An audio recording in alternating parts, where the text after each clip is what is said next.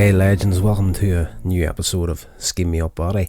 I am your host, Rodney Stewart. We're getting into the original series of Star Trek once more. This is episode 5 of season 1. It is The Enemy Within. So guys, this episode it's great. It's absolutely fantastic. I love this episode so much. Great little story.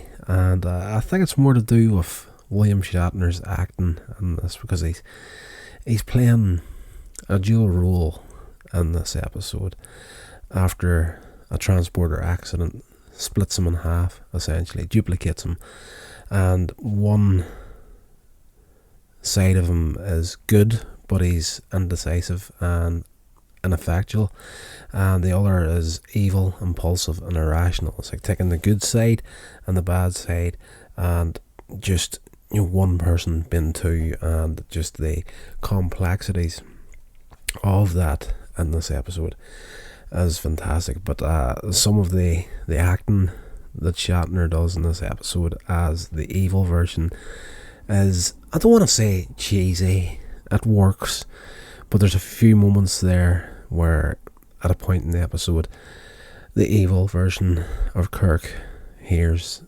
the good version of Kirk on the intercom on the Enterprise, warning the crew that there's an intruder on the ship that looks like him, and the evil Kirk goes off and one starts wrecking the office that he's in, and he's screaming, I'm Captain Kirk, I'm Captain Kirk. And there's just some ways that he does that where it made me giggle slightly, I'm not going to lie. But that's a great episode. At the beginning, basically, the Enterprise, it's on a geological exploration of a planet called Alpha 177, and a technician, Fisher, is injured after a fall, and he's transported back aboard the Enterprise. Though Scotty has some trouble with the transporter. The transporter equipment appears to be fine, but he notices some magnetic dust from the ore samples that Fisher fell into on the planet. As uniforms covered and all this sort of stuff, and Scotty tells him to go and get it decontaminated. But he checks through the transporter and everything seems fine, and he gets the call over the communicator from Captain Kirk. He's on the surface at this point, and he says he's ready to return to the ship. So Scotty running a few checks on the transporter and seems to be working out fine at this point, so he transports Kirk back aboard Enterprise. And when Kirk appears, he's kind of disorientated and he's a little bit uneasy in his feet, so Scotty decides he's going to help him to get to his quarters, and it's like, okay, the transporter room will be okay, I'll be back very, very quickly. But as the doors close behind Kirk and Scotty, the transporter materializes another version of Captain Kirk, and this is the evil one, and he goes on a rampage throughout the Enterprise. That's great. I enjoyed this episode so much. I actually enjoyed it that much after I recorded this episode, I'm gonna go watch it again. So Scott insists on beaming a dog-like animal specimen from the planet, but two identical creatures materialize, and this is where they discover one's completely docile, easy handled, and the other one is vicious. They have to cage it up. Scott surmises that the ore dust has caused the transporter to split the personalities of those they beam up, creating good and evil counterparts. Scotty, or Body, as this podcast would say, Scotty reports this to Spock, and then orders the transporter taken out of service to investigate, stranding the landing party on the planet. And the bitterly cold night sets in, like this planet drop well into the minus hundreds at night, and Sulu and a few other crew members are stuck on the planet that they get the transporter fixed again. They can't risk bringing them back up, but at the same time it's a waiting game. If they don't get them up soon, they're all going to die on the surface. So it's a race against time as well to get this situation sorted. Elsewhere on the ship, the good Kirk begins to feel uncertain, and he starts to struggle with making decisions. The evil Kirk, in a drunken state after going and threatening Dr. McCoy, grabs a big bottle of booze out of the sick bay, and he sexually assaults human Janice Rand in her quarters. And something you're not expecting from Star Trek, but it happened. This was back in the 60s. It was like PC culture wasn't then what it is now. But she fights him off successfully. She scratches his face with her fingernails. Fisher, who at the beginning of the episode, as we say, fell, got this dust on him. He witnesses evil Kirk attacking Rand and calls security, but the evil Kirk attacks and knocks him out. And human Rand reports the incident to the bridge, and the good Kirk orders the crew to capture the evil Kirk. But as Spock's advice, he keeps the fact that the Kirk that they're after is his evil half. They're trying to keep this as a secret so as not to weaken the crew's faith in him. Spock tells him, as the captain, you can't be anything less than perfect in the eyes of your crew. They'll lose faith in you, and if they lose faith, you're going to lose command. That sort of thing. They're not going to take you seriously unless you have that get up and go that you normally have. But right now, it's just as Kirk's ability to make the simplest little decision is almost impossible at this point. And as the episode progresses, this gets worse and worse. The crew are instead told of an imposter recognisable by scratches on his cheek. There's a few plot holes in the script, in all fairness. You see a guy with scratches in the cheek and you're just like, here, that guy looks like Captain Kirk. People aren't that stupid. But that's an enjoyable episode. The evil Kirk hears this announcement and he uses some makeup to mask his injury, and he secures a phaser from a security officer before going and hiding in the engineering section. The good Kirk, putting himself in the shoes, what would he do if he was trying to hide? The good Kirk figures out that the evil Kirk, like himself, would be hiding in the lower sections of the ship, down in engineering, where hopefully nobody will find him. Spock and Kirk go to engineering to try and find the evil Kirk. They successfully do that, and the two Kirks have a scuffle, and Spock disables the evil Kirk with the Vulcan neck pinch, the nerve pinch, which is more, it's kind of hard to say which is the more popular version of it. I have always called it the neck punch, but a lot of people call it the nerve pinch. But anyway, these two guys are face to face, and the orders on board the ship was, they can't kill this imposter because it's basically, there's a good Kirk and an evil Kirk. They're two separate people, but they're the same person. And if they kill one, they're going to kill the other. They have to take him as peacefully as they can, so everybody's phasers are on the stun setting, and the good Kirk is trying to talk the evil Kirk down slightly, and the evil Kirk's like, I don't need you, you might need me, but I don't need you. And he tries to actually shoot Kirk, but before he gets a chance to take aim properly, Spock appears, neck pinch, out cold. The phaser blast takes a chunk out of the wall. The phaser would have killed the good Kirk on the spot. Spock and McCoy recognise that both Kirks, they're mentally deteriorating, and they must find a way to reverse the transporter accident to save the two of them, as well as the landing party. Spock and Scotty use power from the ship's impulse drive to reverse the transporter, and they take the dog that was transported earlier. The dog's well, when I say dog, it's native to this planet, so it's a dog and a lot of makeup. So we've got one nice, docile dog, no problems with it whatsoever. The other one would eat your face as quick as it would look at you.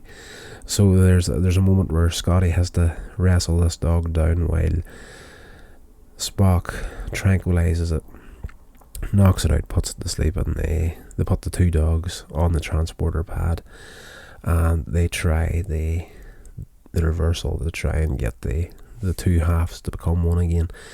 So the transporter switches on, the two dogs disappear, and when they bring them back, the dog is dead, and it's not good. There's a dog death in this episode, so spoilers if you're an animal lover. Maybe a sore spot for you. Spock suggests that the dog died because its animal brain couldn't handle the stress of its two halves being reintegrated. So Kirk will be able to survive the same procedure, and McCoy insists they can't take the risk that the death was caused by an ongoing transporter malfunction. And there's a point in the episode where the good Kirk, now almost completely unable to make a rational decision for himself, is sitting in sick bay, and he's got Spock on the one side telling him, okay, look, Captain, this is what you're going to have to do, and we need to do it now, we can't wait. And McCoy is on the other side, and he's going at Kirk, and he's telling him, why you can't risk yourself, think of the bigger picture here, you're the captain of the ship, you can't risk your life. McCoy's almost making the argument that the Latin party, the lives are important, but the captain outranks these guys. If it comes to the crunch, the captain is going to have to probably put himself ahead of these guys. But Kirk doesn't want to do that. So, and Spock finally just tells him, look, the guys are on the surface. If we don't do this now, they die. And Kirk makes a decision to do it. The land party, they're almost dead from hypothermia. The good Kirk, he decides, okay, we're going to take the gamble on the procedure rather than wait for the autopsy of the creature. That's what McCoy was looking, just give me a bit of time, finish this autopsy, discover what actually killed the animal. I don't know if it was fear of it not understanding or whatever it was. Until we get the results back, we're not going to know. So Kirk, on his own now, with the evil Kirk, tells him, at this point the evil Kirk is strapped down to one of the beds in the sick bay, and the good Kirk's like, we have to do this, and he loosens the restraints, lets him get up off the bed, but he has a phaser on him. I have to do this, we have to do this, we're going to go and do it now. The evil Kirk telling him, I'm not going to fight you anymore, let's go do this sort of thing. But the lone good Kirk, under a false sense of security, then attacks him, and yes, he makes his way to the bridge before stopping with Cream Rand once more, this time pretending to be the good Kirk, and he tries to make a date with her later on to explain what happened. He tells her this is the first time she's hearing the news that Captain Kirk was split into two halves, one good, one evil. So the evil one, pretending to be the good one, explains the situation to Rand, saying that he's a good one, but he's actually the evil one. If you're keeping up with this here, you're an absolute genius, because I've lost track about 20 seconds ago. So she agrees, reluctantly. This is the captain of the Enterprise after all. If you can hear noises in the background of this podcast, there is about 15 birds on the roof of the house right now, and they're going crazy outside. They're really putting me off here. If you do hear that, apologies, and if you can't hear it, I'm talking absolute nonsense for absolutely no reason whatsoever, other than losing my my part in the, or my place in the notes here. Yes, Rand reluctantly agrees to meeting Kirk later on. That's the captain. She's afraid to say no to him, in a way. So the evil Kirk goes to the bridge, and he tells the crew to prepare to leave orbit. The crew's like, what? What do you mean leave orbit? The guys are still on the surface, and the evil Kirk is like, they can't be saved. We're leaving. That's the end of it. And Spock on the bridge now, he tries to intervene. He's like, I thought we agreed to do this, that, and the other. And Kirk's like, I'm the captain. Do what you're told, sort of thing. Get back to your station. So before anything can happen, the doors of the turbo lift open up, and McCoy, along with the good Kirk, step out onto the bridge. And then we have the moment. Every episode where there's a double of a person, there's always a point where the good version and the evil version are trying to convince everybody that the other one is the opposite. It's like, I'm Captain Kirk. No, I'm Captain Kirk. I'm Buzz Lightyear. No, I'm Buzz Lightyear. Oh, sorry, couldn't resist that one. So we have that at the end of the episode, but nobody's stupid. Spock has it figured out straight away. This Captain Kirk that got to the bridge first is making swift, quick decisions. The good Captain Kirk now isn't able to do that, but Kirk, good Kirk, steps in, and Spock, realising what has to happen here, is like, we'll let the captain sort this out. So he holds back McCoy and the rest of the bridge crew, and he lets the two Kirks face off one last time on the bridge. And it's a moment where the two halves come to the mutual decision that they have to do this. They have to go through the transporter. And the evil version also showed that he was really scared. And at the end, he's crying that he wants to live. I want to live. I want to live. And he falls into good Kirk's arms. So they get into the transporter. At the end, good Kirk holding the evil Kirk in his arms, and I don't know. That's weird. There's a bit of a tender moment between the two of them just before the transporter goes off. Kirk is, it's obviously a body double. I guess they're not twins. The body double stuff doesn't really work on the episode at times, but there's a way that Kirk is holding the evil Kirk in his arms at the end of it, and it's not like he's just holding him up. You see his thumb moving ever so slightly, like a loving caress on the evil version of himself. And it's like he's just reached a point where he's at peace with what he has to do at the end of the episode. So they fire up the transporter, and of course it works, and the two evil Kirks disappear, and the one revitalized version of Kirk reappears. And yes, it has worked, and Kirk gives the order, get those guys off the surface. So they are in a bad shape of hypothermia at the end of the episode, and McCoy is like, they'll pull through, okay? And are you okay, Captain? And he's like, yeah, spot on, more or less.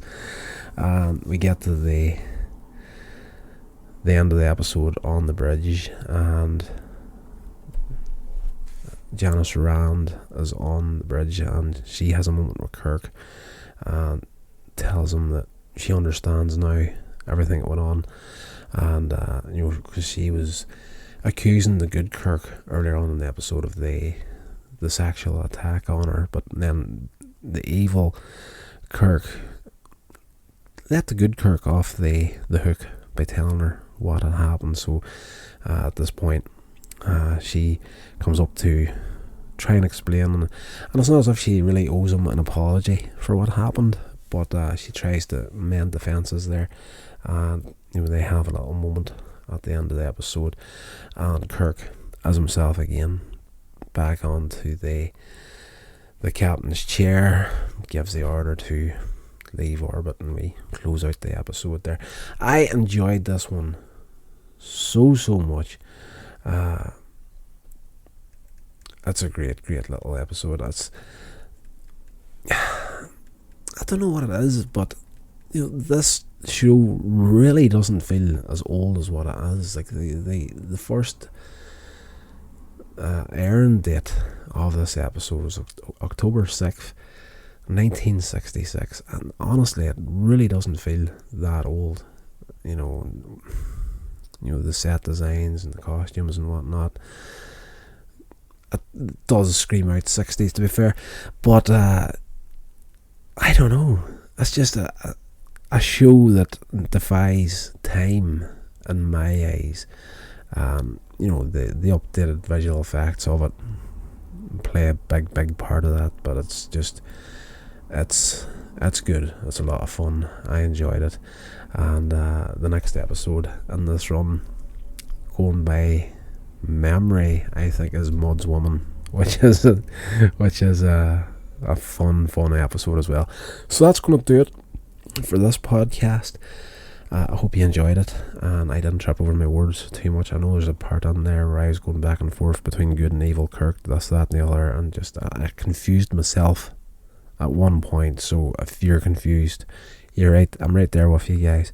I really am. Next episode on the podcast is going to be another chat about Star Trek Picard.